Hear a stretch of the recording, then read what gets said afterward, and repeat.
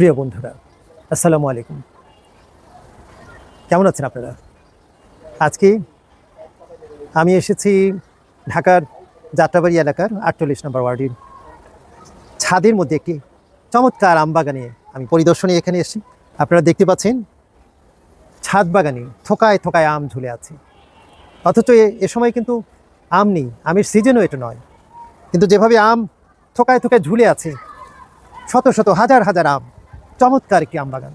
আমি এসে অভিভূত হয়ে গেছি যে এভাবে কিভাবে ছাদের উপরে এত চমৎকার আম বাগান হতে পারে। আমি অবাক হয়ে গেছি এবং এবং বিভিন্ন জাতির আম আম ছাদের উপরে একটি চমৎকার আম বাগান করেছেন।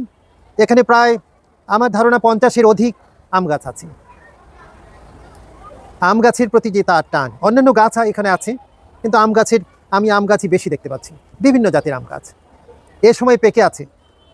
আমি অবাক হয়েছি। বন্ধুরা, আমি সেই ব্যক্তিটির সাথে আপনাদের পরিচয় করিয়ে দেব।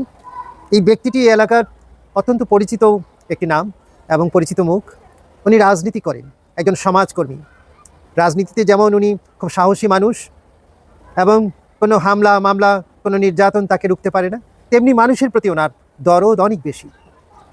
প্রকৃতি পাগল এই বৃক্ষপ্রেমী মানুষটাকে আপনাদের সাথে আমি পরিচয় করিয়ে দেবো।